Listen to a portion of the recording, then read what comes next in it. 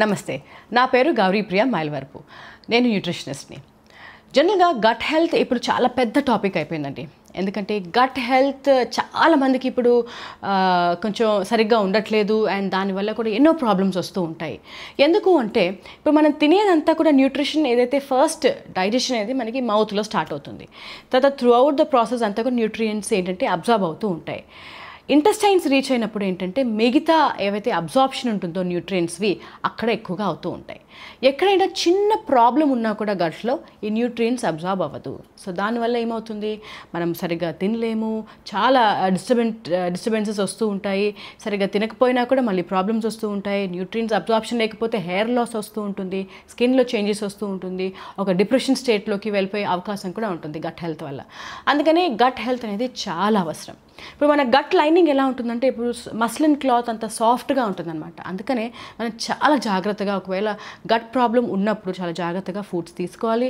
ఎక్కువగా spicy food కానీ oily foods కానీ బయట అంటే జనరల్గా బయట ఎందుకు వద్దు అని చెప్తూ ఉంటాము అంటే ఇప్పుడు సరిగ్గా క్లెన్లీనెస్ మెయింటైన్ చేస్తారో లేదో, హైజీన్ మెయింటైన్ చేస్తారో లేదో అనేది మనకి చాలా ఇంపార్టెంట్ అనమాట. సో అలా ఒకవేళ లేదు అనుకుంటే మాత్రం మనకి డెఫినెట్గా ప్రాబ్లం అవుతుంది.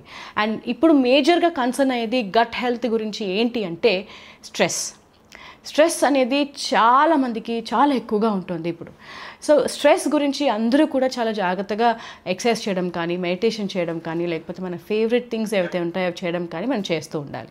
సో అట్లీస్ట్ చాలామంది చెప్తూ ఉంటారు పాటలు వినడం కూడా చాలా మటుకు కొంతమందికి నచ్చుతూ ఉంటుంది. అలా విన్నా కూడా మనకి స్ట్రెస్ అనేది తగ్గుతూ ఉంటుందని చెప్పేసి ఏదో ఒకటి ఇప్పుడు ఒక ఫ్రెండ్తో మాట్లాడడం కానీ కొంతసేపు, ఇవన్నీ కూడా స్ట్రెస్ తగ్గించడం. అండ్ గట్ హెల్త్ మెయిన్గా ఏంటి అంటే సరిగ్గా నిద్రపోకపోయినా కూడా మనకి ఎఫెక్ట్ అవుతూ ఉంటుందన్నమాట. అండ్ కాన్స్టిపేషన్, ఇప్పుడు సరిగ్గా నిద్రపోకపోతే మనకి డిస్టర్బెన్స్ ఉంటూ ఉంటుంది. సరిగ్గా నిద్ర పట్టకపోయినా కూడా మనకి హెడేక్స్ వస్తూ ఉంటాయి, ఆర్ నీళ్లు తాగకపోయినా మనకి హెడేక్స్ వస్తూ ఉంటాయి. ఇవన్నీ కూడా ఒక భాగమే. కాన్స్టిపేషన్ కూడా ఏంటి అంటే నిద్ర పట్టకపోయినా కూడా మనకి సరిగ్గా కాన్స్టిపేషన్కి రీచ్ అవుతుంది. వాటర్ సరిగ్గా తాగకపోయినా కూడా మనం చాలామంది కూడా బౌల్స్ క్లియర్ చేయలేకపోతూ ఉంటారనమాట. సో సరిగ్గా అంటే మలబద్ధకం అని చెప్తూ ఉంటాం కదా, అలా ఉన్నవాళ్ళు నీళ్ళు బాగా తీసుకోవడం చాలా అవసరం. తర్వాత ఈ మధ్య మనం చూస్తూ ఉంటాం గట్ హెల్త్ సరిగ్గా లేకపోయినా అన్నం తిన్న వెంటనే వాష్రూమ్కి వెళ్ళాల్సి వస్తుంది. సో ఇలాంటి డయేరియా ప్రాబ్లమ్స్ ఉన్నా కూడా వెంటనే డాక్టర్ని కన్సల్ట్ చేసి ఎలాంటి జాగ్రత్తలు తీసుకోవాలని చెప్పేసి మనం చూసుకోవాలి. దాంతోపాటు ఫస్ట్ మనం కరెక్ట్ చేయాల్సింది ఏంటంటే మన ఆహారం. ఎక్కువ అంటే ఫస్ట్ మనం చేయాల్సింది ఏంటంటే ఇప్పుడు చాలామందికి డైరీ ప్రోడక్ట్స్ సూట్ అవ్వట్లేదు. డైరీ అంటే ఏంటి, పాలు, పెరుగు, కాఫీ, టీస్, ఇవన్నీ చాలా మటుకు ఇరిటెంట్స్ లాగా అయిపోయినాయి అనమాట కొంతమందికి. అంటే ఇప్పుడు చిన్నప్పుడు పాలు పడతారు, చిన్నపిల్లలకి పట్టచ్చు, అది ప్రాబ్లం లేదండి. కానీ ఇప్పుడు డాక్టర్స్ కూడా అదే చెప్తూ ఉంటారు కదా, ఒక ఏజ్ వచ్చిన తర్వాత మనకి పాలు అవసరం లేదు. ఒకవేళ మీరు కంప్లీట్గా పాలు మానేస్తున్నారంటే దాని బదులు ఏం తీసుకోవాలి అనేది కూడా నేను మామూలుగా ఎప్పుడు కూడా మనం డిస్కస్ చేసుకుంటూ ఉంటాం అనమాట. అది కూడా మనం చూసుకుంటూ ఉండాలి. లైక్ నువ్వులు కానీ, ఆకుకూరలు కానీ, ఇలాంటివన్నీ కూడా కాల్షియం, ఐరన్ ఎక్కువగా ఇస్తూ ఉంటాయి. అది మనం ప్లాన్ చేసుకుంటూ ఉండాలి. సో డైరీ ప్రోడక్ట్స్ గట్ హెల్త్కి చాలా డిస్టర్బ్ చేస్తూ ఉంటాయి కాబట్టి అది కొంచెం మనం తగ్గించాలి.